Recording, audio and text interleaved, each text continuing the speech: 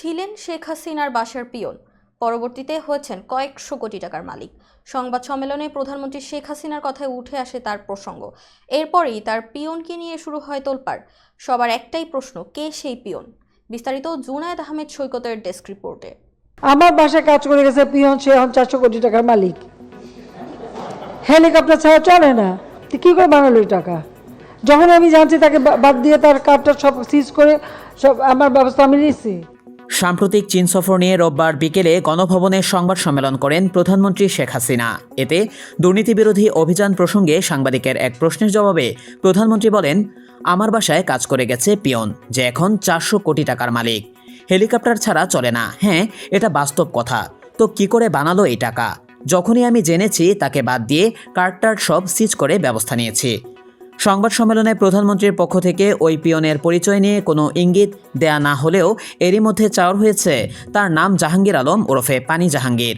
নোয়াখালীর চাটখিল থানার খিলপাড়া ইউনিয়নে তার বাড়ি। বাবা মৃত রহমতুল্লাহ। সংশ্লিষ্ট সূত্রে জানা গেছে, শেখ হাসিনা বিরোধী দলীয় নেত্রী থাকাকালে সুধা সদনে কাজ করতেন জাহাঙ্গীর। তিনি সেখানে আগত অতিথিদের পানি এগিয়ে দিতেন। এ কারণে তার নাম হয় পানি জাহাঙ্গীর। পরবর্তীতে শেখ হাসিনা প্রধানমন্ত্রী হলে তার ব্যক্তিগত কর্মচারী হিসেবে কাজ করেন জাহাঙ্গীর, কিন্তু তিনি প্রধানমন্ত্রীর ব্যক্তিগত সহকারী হিসেবে পরিচয় দিতেন। লাইসেন্সকৃত পিস্তল নিয়ে ঘুরতেন তিনি। অভিযোগ আছে, বিভিন্ন তদবিরের মাধ্যমে কোটি কোটি টাকা কামিয়েছেন তিনি। নোয়াখালী ও ঢাকায় গড়েছেন বিপুল সম্পদ। এসব অভিযোগের পরিপ্রেক্ষিতে গত বছরের 6 ডিসেম্বর প্রধানমন্ত্রীর কার্যালয় থেকে একটি প্রজ্ঞাপন জারি করা হয়। তাতে বলা হয়, জাহাঙ্গীরের সঙ্গে প্রধানমন্ত্রীর কোনো সম্পর্ক নেই। তার বিষয়ে সবাইকে সতর্ক থাকার আহ্বান জানিয়ে প্রয়োজনে আইন প্রয়োগকারী সংস্থার সহায়তা নিতে বলা হয় প্রজ্ঞাপনে।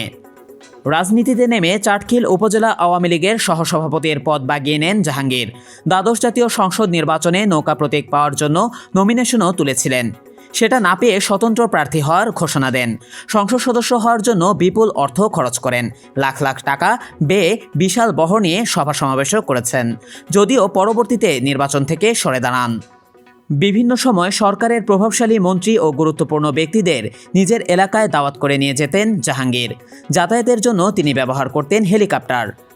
রাজধানীতে জাহাঙ্গীরের একাধিক প্লট ফ্ল্যাট রয়েছে বলেও জানা গেছে। তার স্ত্রীর নামে 2500 বর্গফুটের ফ্ল্যাট আছে ধানমন্ডিতে।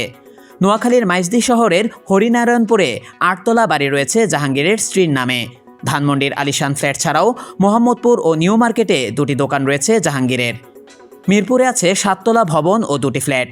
অভিযোগ আছে, প্রধানমন্ত্রীর কার্যালয়ে পিয়ন হিসেবে কাজ করার সময় ব্যক্তিগত সহকারীর পরিচয় দিয়ে টেন্ডারবাজি, তদবির, নিয়োগ বাণিজ্য সহ নানা অপকর্ম করেন জাহাঙ্গীর।